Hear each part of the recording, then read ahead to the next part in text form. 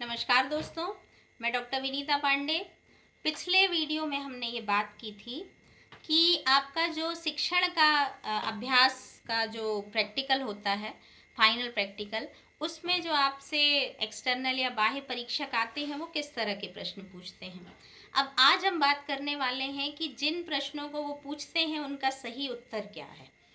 तो सबसे पहले आपका जो लेसन प्लान होता है उससे संबंधित प्रश्न ही पूछे जाते हैं।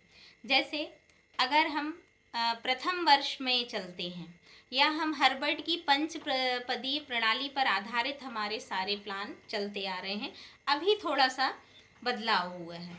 तो नॉर्मली ये पूछा जाता है कि पाठ योजना क्या है। पहला प्रश्न ये होता है कि अच्छा, आपने लेसन प्लान बनाया है। बच्चा कहता है जी बनाया है। अच्छा ठीक है, तो आप ये बताइए कि वास्तव में लेसन प्लान है क्या या पाठ योजना क्या है।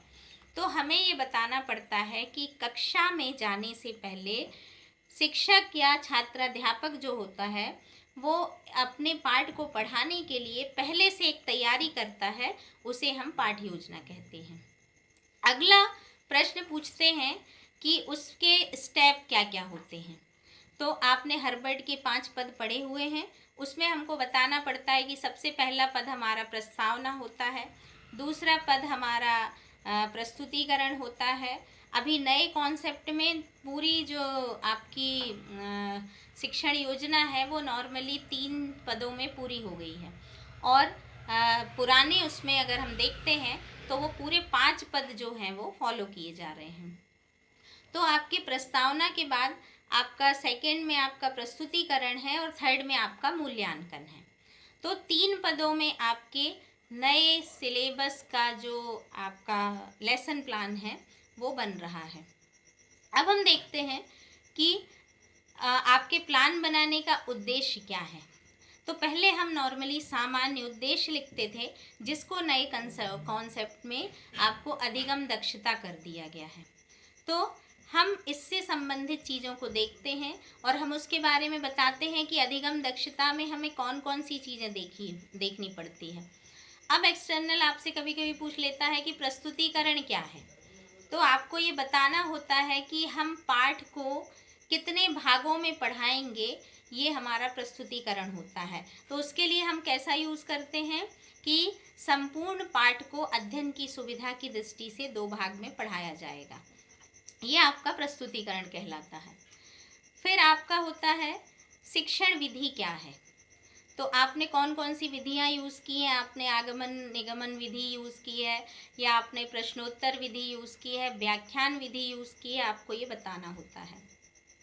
फिर पूछा जाता है कि उद्देश्य कथन क्या है और हम उद्देश्य कथन क्यों करते हैं। तो उसका आंसर ये होता है कि जब शिक्षक प्रस्तावना के प्रश्न पूछ लेता है और उससे हमारे शीर्षक का उसमें हमारे शीर्षक का समावेश होता है, या मान लीजिए कई बार ऐसा होता है कि समस्यात्मक प्रश्न होता है जिसका उत्तर बच्चा नहीं दे पाता है, तब शिक्षक को कक्षा में पाठ को पढ़ाने के उद्देश्य से उद्देश्य का कथन करना होता है कि आज हम आपको ये चीज़ पढ़ाएंगे।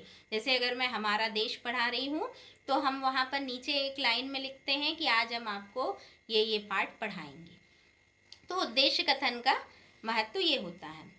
अब कई बार पूछा जाता है कि पूर्व ज्ञान क्या है। तो पूर्व ज्ञान वो ज्ञान है जो बच्चे को पहले से ही होता है। उस पाठ या विषय के बारे में बच्चा कितना जानता है, इससे इसका ज्ञान प्राप्त करने के लिए हम प्रस्तावना के प्रश्न पूछते हैं और फिर हमें ये पता चल जाता है पूर्व ज्ञान में कि बच्चे को इसकी आंशिक जानकारी है। फिर आपकी कौशल की प्रक्रियाएं होती हैं। कौशल क्या है, तो आप उसमें बहुत सारे कौशल लिख सकते हैं। आपका वाचन कौशल है, आपका लेखन कौशल है। इस तरह से आप बहुत सारी चीज़ों को बता सकते हैं जो आपने शिक्षण में पढ़ी हैं।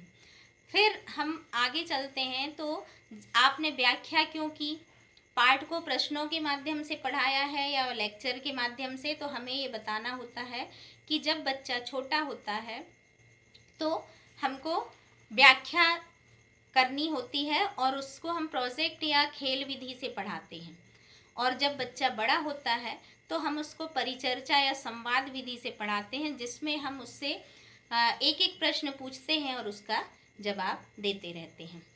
नेक्स्ट में पूछा जाता है कि अभ्यास कार्य क्या है। तो जब संपूर्ण पाठ को शिक्षक पढ़ा लेता है तो बच्चे को कितना समझ में आया है उसका मूल्यांकन करने के लिए गणित में, विज्ञान में, ये जिस तरह के जो सब्जेक्ट है इनमें अभ्यास कार्य कराया जाता है। और ह्यूमैनिटी या मानविकी के सब्जेक्ट जो आपके होते हैं, हिंदी या पर्यावरण, सामाजिक विज्ञान, इनमें कक्षा कार्य किया जाता है। इसमें हम जो प्रश्न पूछते हैं वो नॉर्मली आपका खाली स्थान भरो, सही गलत या सही जोड़ी बनाओ, ये छोटी छोटी चीज़ों को हमको रोलर बोर्ड पे लपेट श्याम पट पर लिख कर ले जाना होता है, जिसमें हमको वहाँ खाली स्थान छोड़कर हम ले जाते हैं। बच्चा जो भी बताता है हम उसको उसमें वहाँ उसी समय हम खोल करके उसको टांगते हैं और उसमें हम लिख देते हैं। तो अभ्यास कार्य बच्चों को कितना समझ में आया ये करने के लिए पूछा जाता है। इसी तरह से ये भी प्रश्न होता है कि बोध प्रश्न क्यों पूछा जाता है। तो ये मूल्यांकन के तीसरे पार्ट में आता है कि बोध प्रश्न क्यों पूछा जाता है। तो बोध प्रश्न है क्या, तो शिक्षक के पूरे पाठ को बताने और पढ़ाने के बाद उस विद्यार्थी को कितना बोध हुआ है ये पूछने के लिए जब हम ये करते हैं तो वो आपके बोध प्रश्न होते हैं। हिंदी कविता में वो भाव बोध हो जाता है और बाकी विषयों में वो बोध प्रश्न कहलाता है। आगे हम देखें तो आपका होता है गृह कार्य। तो गृह कार्य का शिक्षण पाठ योजना में क्या महत्व है ये नॉर्मली पूछा जाता है। तो गृह कार्य बच्चे को इसलिए दिया जाता है, जब पूरा पाठ पढ़ा लिया जाता है तो गृह कार्य में एक प्रश्न दिया जाता है और उम्र के आधार पर दिया जाता है। अगर बहुत छोटी क्लास है तो हम उसको इस तरह से देते हैं 1 2 3 टाइप का कुछ लिख करके 5 पॉइंट में, जिसमें बच्चे को कम लिखना पड़े, या कई बार रिवाइज द वर्ड दे देते हैं कि आप इतने बार लिखो, इतने टाइम लिखो, तो बच्चा बार बार उसको लिखता है और उसको याद हो जाता है। तो कक्षा के अनुसार गृह कार्य दिया जाता है ताकि बच्चे ने विद्यालय में क्या पढ़ा है, क्या सीखा है, वो घर से जब उसको करके लाता है तो उसकी जो मेमोरी है, उसकी स्मृति जो है वो और अधिक परिपक्व होती है। तो इस तरह के प्रश्न जो हैं वो आपके वाइवा में, शिक्षण अधिगम में, शिक्षण अभ्यास में पूछे जाते हैं। आशा है कि आप इन प्रश्नों को तैयार करेंगे और इनके उत्तर को मैंने बता दिया है, तो आप इसी तरह के आंसर को अपनी एग्ज़ाम में देंगे। धन्यवाद।